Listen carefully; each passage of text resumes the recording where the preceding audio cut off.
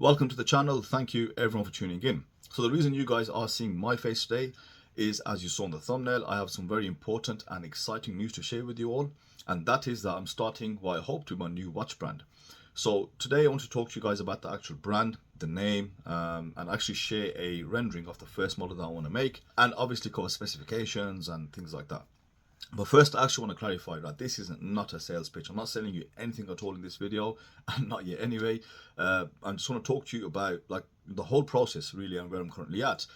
You know, I see myself as one of the community, and I'm still extremely active within the hobby side of things as well as the watch reviews. And it is a huge decision when you want to do something like this. So as someone from our community, you know, bringing out a brand, bringing out a watch, you know, and potentially you guys are going to be the target audience. I also want to engage and discuss the identity, you know, the name, the thoughts around the name, where I'm currently at in the process, and what I'm actually trying to create here. So this is the reason for this video today. So we're going to talk about the current status where I'm currently at, and that is that the renderings have actually gone to the factory. They've come back with drawings. We're waiting to confirm the final sort of measurements and dimensions and specifications before they go ahead and produce the samples. Now, this isn't a tell me what you want me to make so I can sell you loads, right? That kind of insight video. It's not. I'm actually quite set with my design, and I'm actually happy with it and what I want to create. But I want to kind of explain my vision for the brand. And that being said, though, I do want some engagement, right? In case I've kind of missed anything, any critical points, or you know, something catastrophic. So we're going to talk about the name of the brand first and foremost, and then show you the first design, and then obviously explain the vision, and then talk about the price right at the end. So I would appreciate if you guys could stay for the whole video. There's a lot of information out there, and it's going to be useful to you guys and also very useful to me. So the name, I've decided to go with HWC, which stands for Homage Watch Company. So names are extremely tough, right? Maybe the toughest part of the process is thinking about a name, and it's something which can be easily overthought to the point where you don't decide on anything and everything just sounds like utter rubbish. So I've toyed with names for, I don't know, maybe a year or two. It's been in the back of my mind. Nothing really serious, just thinking about, oh, what's a good name, right? Because with AliExpress, we whinge about so many names, and rightfully so, a lot of them are shit. So, and you know, when you don't really have a brainstorming team, you know, an idea board, someone dashing at names, it's very difficult. So I ended up choosing Homage Watch Company because this is exactly what it's going to be.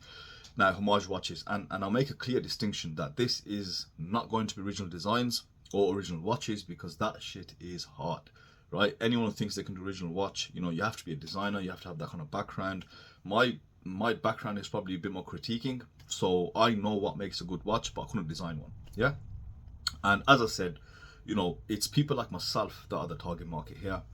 And you know, we all appreciate Homage watches. There is something about Homage watches which not the majority of people understand.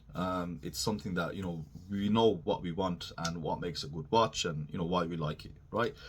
So in terms of the name as well, like HWC is 3 letters. I think it looked pretty cool on a dial, and also it's similar to IWC, which in and of itself, it's a homage from the get-go. So question, yeah, am I rebranding AliExpress watches? Am I just getting, you know, your basic one-on-one homages and just putting my name on there? No, that's a very easy way to make money, actually. I could have done that. I could have brought out, I don't know, a sub homage, an explorer homage, your typical stuff, and just rebranding dials, but that's not what I'm trying to do here. I mean, they could be very popular, but I actually want to take this opportunity to put my own design on something and see if it works, really. That's it. So for me, the point of HWC is to actually see watches that I want to be homaged, or to make them in a way that they were made. So I might make small changes, for example, right? Maybe to the proportions of a watch, maybe the dial layout, maybe a particular style of handset, you know, a crystal bezel combination, all these little combinations that will make something different enough and probably give us what we want. Because I see a lot of homages out there, and they miss out crucial things, or they need small fixes to make them, you know, the best watch they could be. So this is what I'm trying to do, okay? So I know it's a bit deep, but hopefully you get what I'm trying to say. So now, that being said, let me just show you my first design and kind of talk you through it. So here we have, you can see a BP 50 fathom inspired diver. It's got one big difference, and that is the size. Now I love the BP 55 for the longest time, but I think it's a little too big. I think it's something like 45 millimeters in diameter and something like a 52 mil lug to lug, which is just too big for my wrist. So the biggest thing ironically about this is the size. It's just 38 millimeters. Now I can already hear people, saying too small, we want it bigger, we want it 40, we want it 42. And to be honest, it's the toughest choice after the name. So I am stuck between 38 millimeters and 40 millimeters, but the samples are for 38 millimeters, and because the samples are going to be produced, they've confirmed the tooling's done. So for me to go back to a 40, I'll have to get retooled, etc., which I don't really want to do right now. However, if when I get the 38 in hand, if it's just too small or it's just catastrophic, it's not really working out, then I will go to a 40 mil. You know, something has to be done. Now the next proportion I'll talk about is the lug to lug. Obviously you want it proportionate, so it's going for 46 millimeters. I think on a 38 millimeter case, that's bang on. In terms of thickness, I would be happy to have it under 14 millimeters, and it is going to be coming in close to 13, I think. In terms of bracelet, I mean, you can see the rendering. It's a rendering at the moment. I don't have any clear-cut definition of the bracelet or what exactly it's going to look like, but I do know two things. It's going to have female end links, and it will have an on the go, on the fly adjustment on the clasp. That's what I want to give out, because a lot of watches are doing that right now. Now I want you guys to check out that dial. As you guys know how I feel about my Seiko stuff, so there is an MM300 dial with a minor adjustment to seconds hand. You can see that is the seconds hand from the 55. It's tipped in red to match the red text. Obviously with these hour markers you'll get ample C3 lume. It's going to be super bright everywhere, and personally I love the MM300 dial. I think it's such a fit for purpose dial for divers. So what you'll also notice on the dial is that there is an absence of the date wheel. Now I did do a design with a date at the 6, however I've wanted to always see an MM300 without a date, so this is what we've gone for. So that means that the watch will be NH38 powered, and you obviously know why, right? There's too many pros to this movement from like every angle. So I mean, ultimately it's nice and simple, in a case which I really like, downsized with a huge nod to Seiko. So let's go ahead, check out like the other colorways. So all these colorways that you see I will be getting samples for, and when I got to color dials, I wanted them to be fume. I think fume dials are amazing, right? It's something which I've seen in the last couple of years and I've been quite drawn to them. Now in terms of the choice, maybe it's a little excessive. Ideally you want 3 to 5, but here we are. The red colorway actually is still under consideration. I'm not sure I'm going to keep it, but I'll decide it when I do get the sample. And so I've got the grey, green and blue. Again, nice deep shades. I particularly like one version. So this is a fume brown. So right, it's a nice brown dial, which obviously darkens out to a black. And then with that, you get that vintage or 14er style lume on there. And you also get gold hour markers and gold hands, which I think does stand out in the rest of the colours. And particularly I do like it myself. So I mean, at this stage, if you've got any questions more on the specifications and dial, whatever, please let me know in the comment section. I'll respond to them. Now in terms of quality, you guys know me, right? I'm not easily satisfied, but from a business perspective, I need to be conscious of cost versus quality.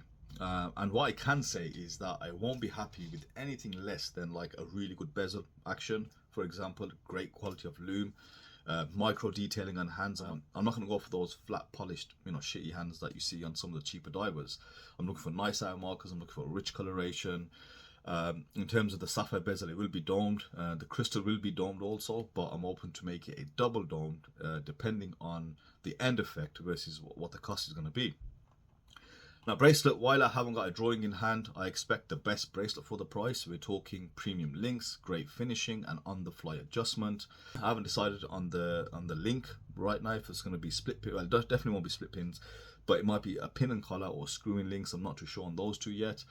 The case will be brushed, of course. We're just going to have polished highlights along the lugs. The crown will be actually unsigned because I don't see any reason to sign it just yet.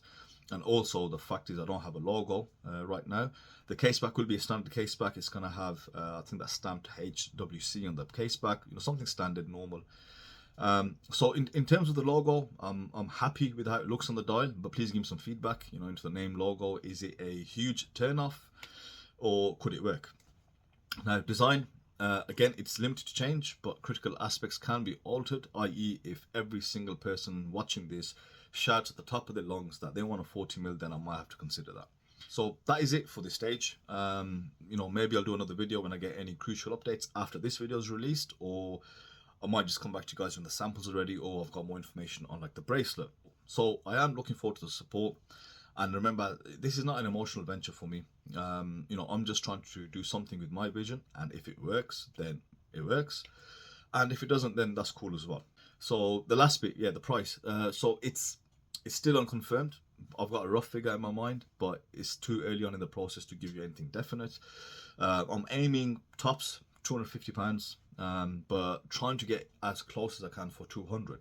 Now the reason is, at that price point, you can get insane value for money. Okay, so we're seeing AliExpress watches bring us absolute studs at £250, £200, right? Some of the watches I've looked at this year specifically are just crazy. So if they can bring that out, then why can't I, right?